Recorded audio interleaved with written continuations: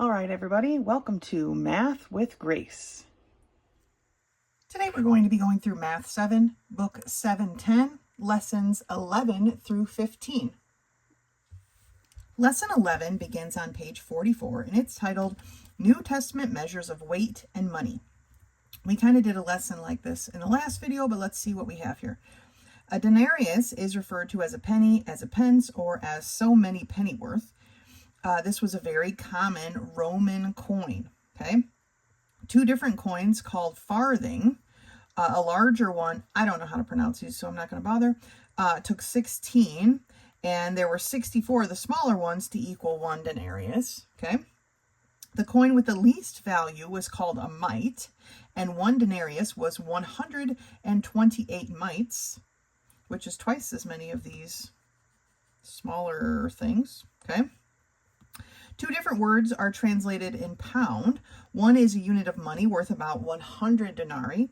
The other is a unit of weight approximately equal to 0.75 of a US pound or 0.34 kilograms.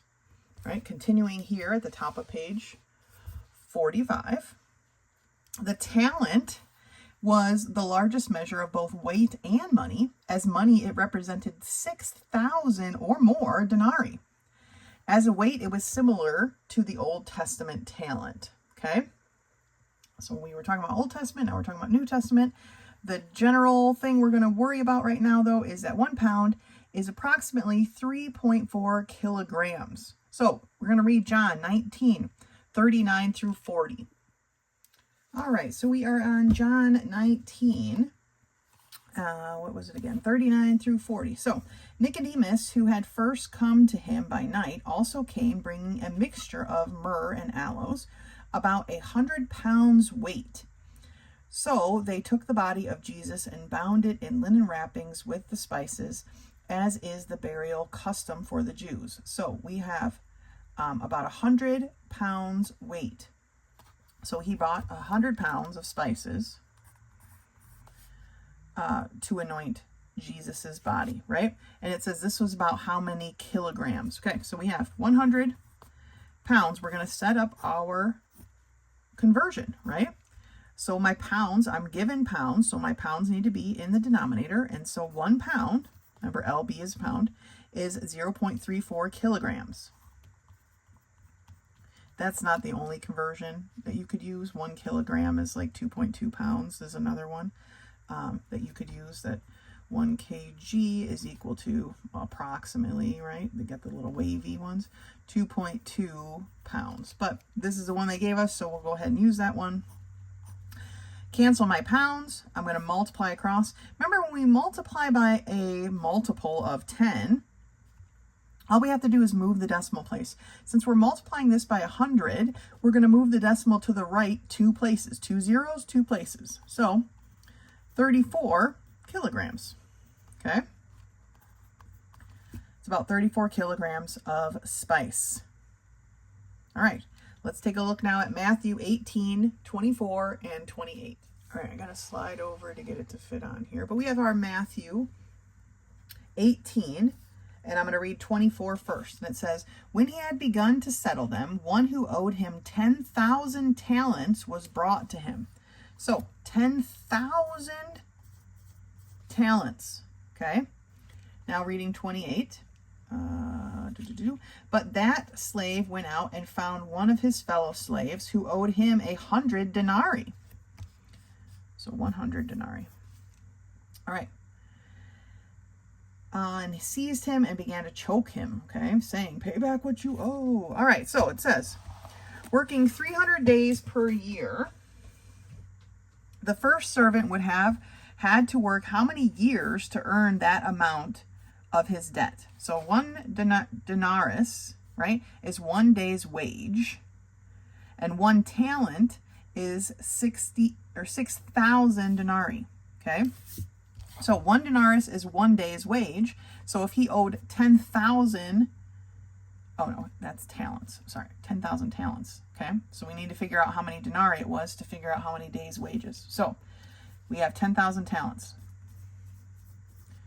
10,000 talents, our conversion, right, is 1 talent is 6,000 denarii. So we were given talent, so our 1 talent is going to be in the denominator, and our 6,000 denarii are here. My talents cancel, right? And I multiply across. Now, 10,000 times 6,000 is the same as 1 times 6, and then count up the zeros. There's 1, 2, 3, 4, 5, 6, 7.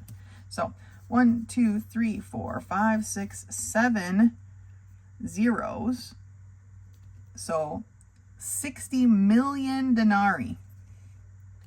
Okay, that's 60 million days. Oh, years, and they're asking years. Oh, jeez. Okay, I got ahead of myself. 60 million days. Okay, now how many days are in a year, right? So we're going to take that and divide it by 365 days, right? So that is definitely calculator work if I ever heard it. So 60,000, or sorry, 60 million. I got to make sure I have enough zeros. 1, 2, 3, 4, 5, 6. What do we have? 7, right? Yeah, 60 million years divided by 365, 60 million days divided by 365 days per year tells me he would have to work 164,380. We're going to round it up to 4. We're rounding a 3, and hopefully you can see it. Rounding a 3 based on a 5, so we're going to say 4. 164,384 years to earn that much debt. Okay. Working 25 days per month, the second servant could have earned that amount of his debt in how many months? Okay. So this is 100 months, right? 100 denarii is 100 days. Goodness gracious, 100 days. So they want us to take our 100 days, let me mark them, that's right, and divide it by 25. Okay, because they're saying if he works 25 days a month, how long is it going to take him? Well, 100 divided by 25 is 4 months, right? Quite a bit different amount than the 164,384 years the first guy has to work to pay off his debt. That is a huge amount of debt. That's a long time. I mean, I know people in the Bible lived a long time, but that's a bit longer than I think they were allowed. All right, so I stumbled over my days and years on here, and I apologize, but I guess we just need to label our things a little bit better, and then we can get through it. But it's just a conversion like any other. Okay, this one's kind of silly, but I mean, it's in the Bible, so it's, it's what it is, but that's a crazy amount of debt, right? So we just do our conversions like normal. All right, we have one more here to take a look at together, and it is in Mark 12:42. All right, so for our Mark 12:42, trying to make as much space here as I can. All right, it says, a poor widow came and put in 2 small copper coins, which amount to a cent. So for number 7, right, she put in 2 mites, which amounted to 1 farthing. Okay. Now I have another version here, and it says that the poor widow came and put in 2 lepta coins, which amount to a quadrans. I'm assuming it's 1 farthing. I would look on my phone for my other versions, but I'm using it, so it's not going to happen right now. But that's what I'm going with. Okay. Now, for number 8, it says 12 hours equals how many minutes? All right, well, how many minutes are in 1 hour, right? 1 hour is equal to 60 minutes. So if we're thinking of 12 hours, our conversion would be hours in the denominator and minutes in the numerator. Our hours cancel, right? And we multiply across. 12 times 60 is how many minutes we have. 12 times 6 is 72. 12 times 60 is 720 minutes. Okay? So 720 minutes. And it says a man could earn the amount of the widow's offering in how many minutes? To the nearest minute. Okay?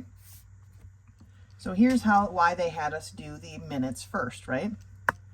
She is giving 1 farthing, and they want to know how many minutes it takes to earn a farthing, okay?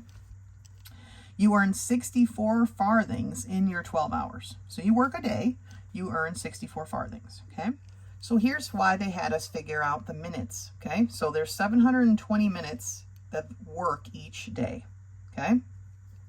Now, just like our unit of measure, we're going to take the amount of money, 64 farthings, and divide it by the number of minutes, okay? How much money we're dividing into a unit of per minutes, okay?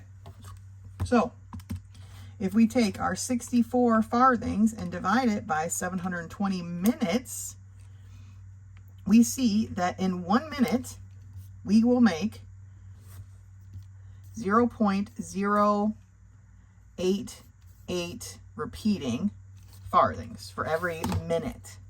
Okay, so now how long is it going to take you to earn one farthing? How many minutes? So we take, this is a lot of extra bit of whatever, but that's okay. Our 1 farthing divided into how many we earn per minute, 0.0, we're going to round it to 9, right? Rounding an 8 based on an 8 gives it 9. This is how much you earn, okay, every minute. So how many minutes is it going to take to get to 1? So let's take 1 and divide it by 0.09. And you'll see that it's going to take you 11.1111 repeating minutes. Rounding to the nearest minute, it's going to take you 11 minutes of work to earn 1 farthing. Okay? So let's go through it one more time. We didn't necessarily have to change this over, but they wanted it in minutes, so that's why it was there, right? So 12 hours is 720 minutes. Okay?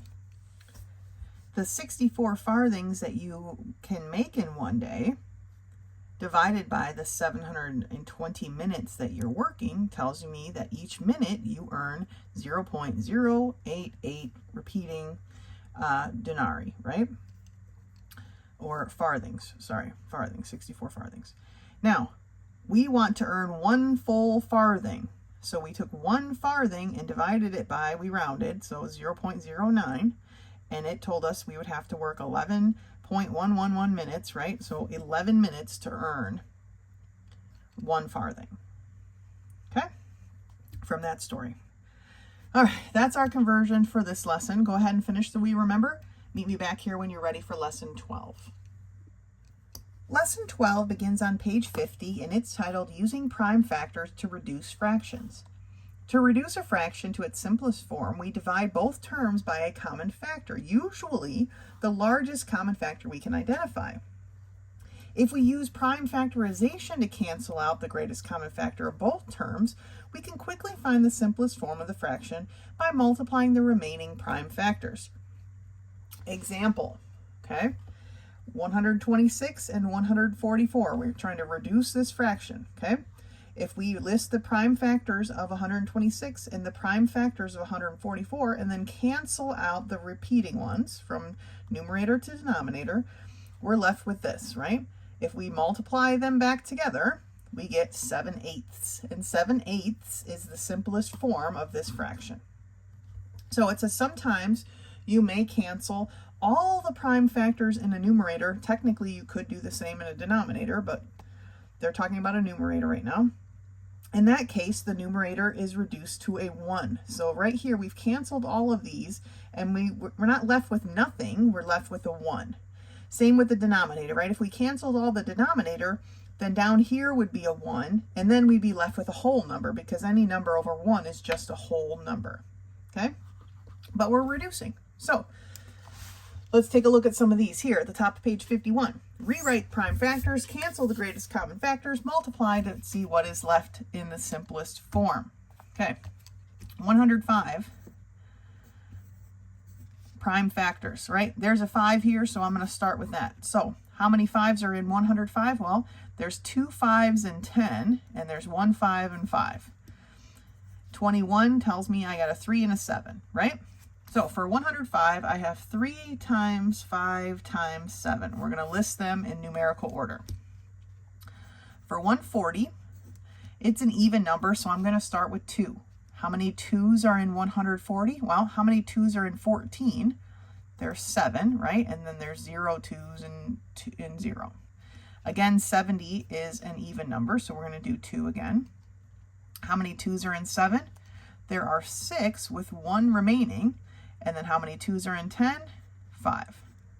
No, there is not 6. What am I doing? There are 3 that equals 6 with the 1 remaining. So 35 is where I'm at here. 35 is not an even number. So does 3 go into 35? No, but 5 goes into 35, right? 7 times. So for the prime factors of 140, I have 2 times 2 times 5 times 7. We cancel out the ones that are the same at the top and bottom, right? 7 over 7 is 1. 5 over 5 is 1. Since we're multiplying, we can cancel those out. And we're left with 3 over 2 times 2, or 3/4. All right? Let's do another one together. Number 3. So we have 42 we're starting with. 2 goes into 42 21 times. We know that 21 is a 3 and a 7. So we have 2 times 3 times 7.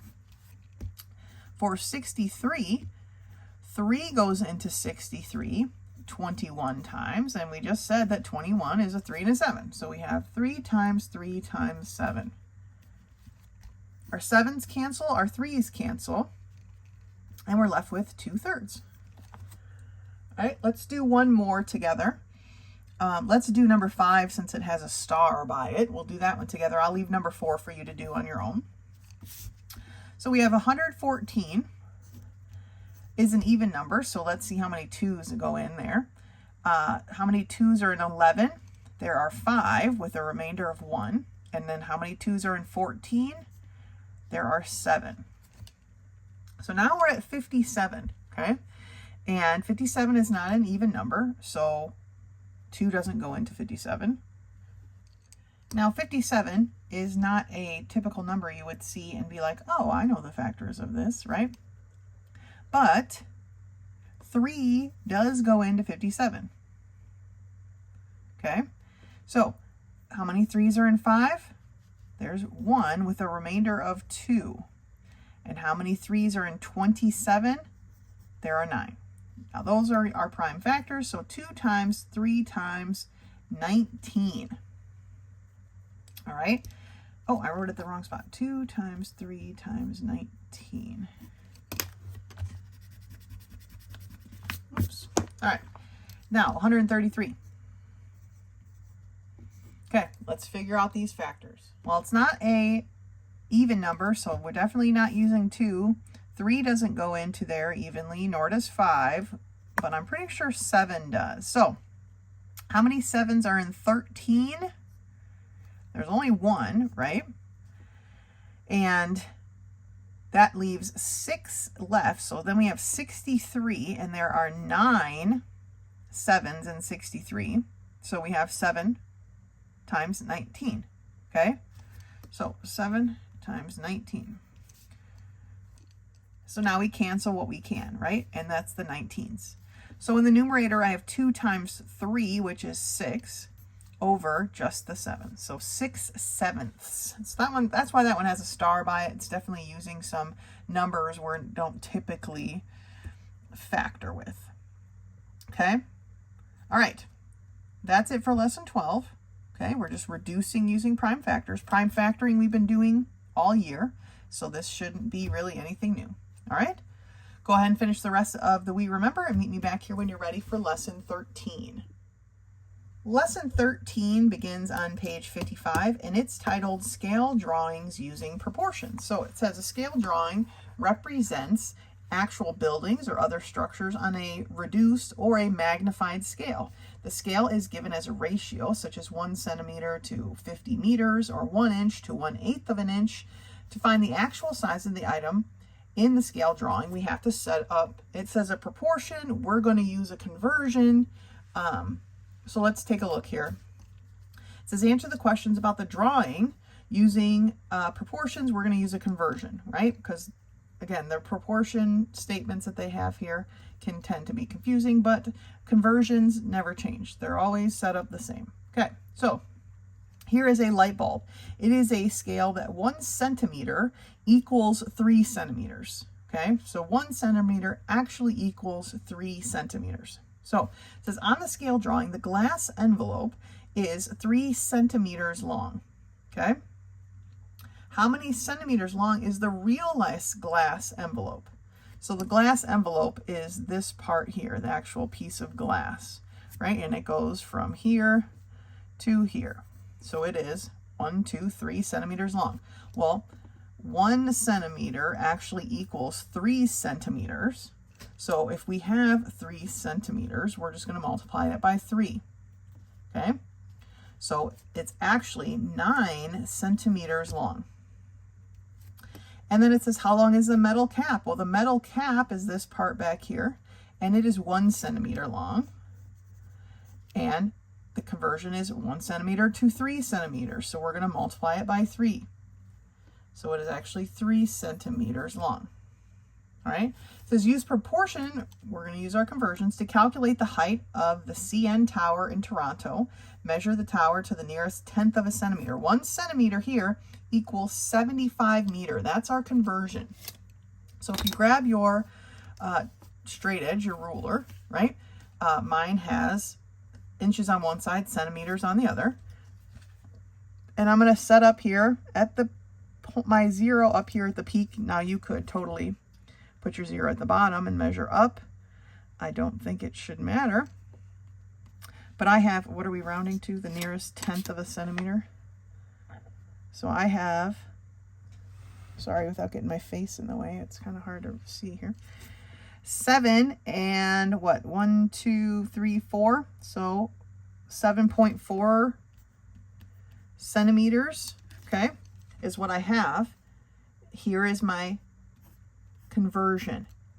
I'm given centimeters, so my centimeters goes in the denominator. So then my 75 meters goes in the numerator. My centimeters cancel, and I multiply across, okay? So 7.4 times 75, oops, I wrote 76, 75, okay, equals 555 meters. That's kind of a nice number. 555 meters tall is my CN Tower in Toronto. All right, so setting up our conversion just like always, right? These are just conversion problems, okay? All right, go ahead and finish the We Remember and meet me back here when you're ready for lesson 14. Lesson 14 begins on page 60, and it's titled The Relationship of Volume to Capacity in the Metric System. It says here that the capacity of an object is the amount the object will hold, okay? The volume of an object, sometimes we think of that as the amount that it will hold, right? But actually it's the amount of water displaced. Well, you know, it's kind of like a in-depth definition here. But it's not, capacity and volume are not always the same. Sometimes, but not always. Okay. So it says a teaspoon has a capacity of 5 milliliters. A teacup has a capacity of 250 milliliters. A teapot has a capacity, they're talking about these, right, of 1 liter. 1 milliliter fills a space with a volume of 1 centimeter cubed. So this is an important conversion to remember, okay? That 1 milliliter equals 1 centimeter cubed. All right, 1,000 milliliters, or 1 liter, is equal to 1,000 centimeters cubed. 1,000 liters, or 1 kiloliter, is equal to 1 meter cubed. Okay, so what is the capacity of the coffee mug rounded to the nearest milliliter? Okay, so our unit of measure of different. These are volumes, These are capacities, okay? So the shape of the mug is a cylinder, so we find the formula for a cylinder, and we put in the bits that we have here, and we multiply. The volume of the mug is 452.16 centimeters cubed, right? In milliliters, that is the capacity. 452 milliliters is the capacity. Okay, so volume is always unit of measure cubed. Capacity is a different type of measurement. It's kind of like a fluid measurement, right? So let's take a look at some of these. So it says, write which measure is more reasonable. A soup ladle holding 150 liters or 150 milliliters. Now 150 liters is a lot. So remember up here it says that 1,000 milliliters is 1 liter. So, and 1,000 milliliters is 1,000 teaspoons basically, right? Or, well, not quite 1,000, but you know, a lot. Is 1,000 centimeters cubed. It's a lot. 1,000 liters is a lot. So 150 milliliters is more reasonable for a soup ladle.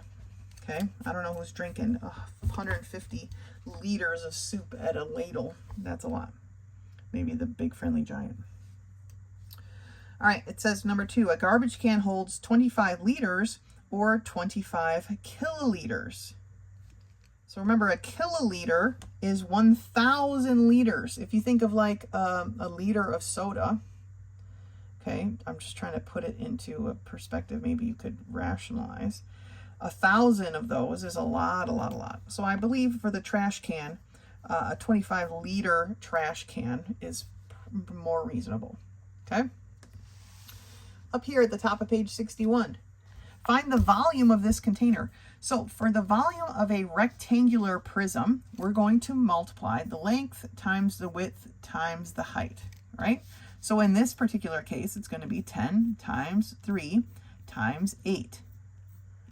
Okay, or 80 times 3 or 30 times 8. However, 10 times 24 is probably the easiest one, right? Because this is 24.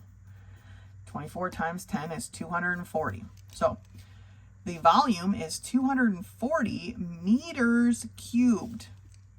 Our unit of measure cubed, okay?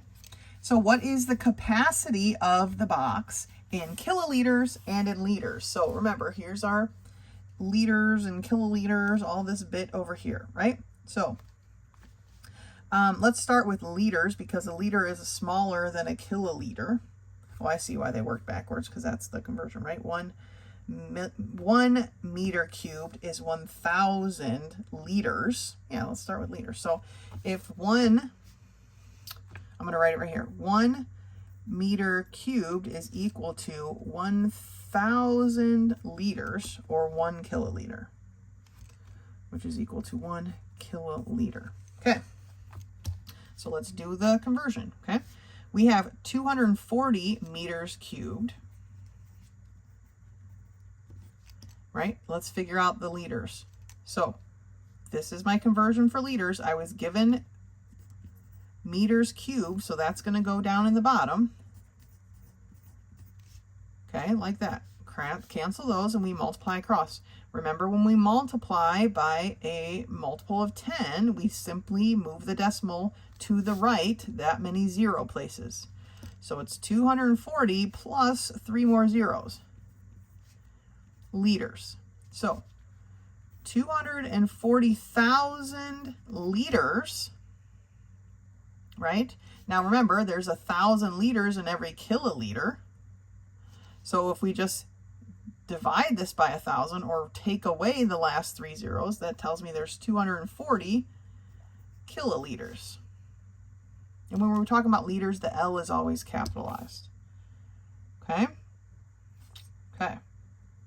Conversions, right? Nothing new. We are conversion masters. This is the last book. We have one lesson left. You guys are conversion masters at this point. You're doing such a good job. Go ahead and finish the we remember and meet me back here when you're ready for lesson 15, the final lesson of this series. Here we are on page 65, lesson 15, constructing a congruent figure using reflection. It's the last lesson of this book series. It's the last lesson of this book, but it's also the last lesson of Math 7. You've made it. This lesson is pretty basic. You should have no problem. So it says here you can draw a reflective image of triangle BCD using the line of reflection given by counting the number of units, right? Point B is 1, 2, 3, 4, 5 units from my line of symmetry, so we just count another 5 and we put our B prime. Unit D, or vertice D is 1, 2, 3 units, so we count 1, 2, 3 more and put D prime. And then vertice C is 10 units, so we count another 10 and put a point there, and then we just connect them. That's it. Okay, so let's take a look at these. They want to construct the reflective image of each figure using the line of reflection given. Label the corresponding points with the little prime check mark. Okay, point A is 1, 2, 3 units, so we're going to count 1, 2, 3 more, and we're going to call this A prime. Point C is 1, 2, 3, 4 units, so we're going to go 1, 2, 3, 4 units more, and we're going to call this C prime. Make sure you're staying horizontally on the same part, right, on the same line. B is only 1 unit, so we're going to go 1 unit past, and we're going to have our B prime. And then we're going to connect our points. I would say to use a straight edge here, but these aren't very big, so I didn't, but you could. Okay, and so there's our reflection. So now let's reflect B, okay? There's a lot more points here. I'm going to go left to right, okay? So H is 1, 2, 3 units up, so we're going to go 1, 2, 3 units down and have our H prime. D is 1, 2, 3, 4, 5 units up, so we're going to go 1, 2, 3, 4, 5 units down and have D prime. G is 1, 2, so we're going to go 2 past and have a G prime. E and F are in line with each other, so let's do E first. E is 1, 2, 3, 4, 5, so we're going to go 1, 2, 3, 4, 5 below and put our E prime. And F is 1, 2, 3, so we're going to go 1, 2, 3 and have our F prime. And then we just connect our points. And we have a congruent mirror reflection image. All right, last one. Again, I'm going to go, I'll go top to bottom, let's just say this time. So I'm going to start with I. I is 1, 2, 3, 4, 5 points out. So we're going to go 1, 2, 3, 4, 5 points over and have I prime. J is 1, 2, 3, 4, so 1, 2, 3, 4, and have J prime. K is 2 points, so we're going to go 2 points in and have our K prime. And L is 1, 2, 3, 4, 5 points, so 1, 2, 3, 4, 5 points, and L prime. Oh, that was a little bit bowed. Probably best to use a straight edge there, but there we go. There is our congruent reflection across our line of symmetry. That's what this is called. But that's it. And that is it for lesson 15.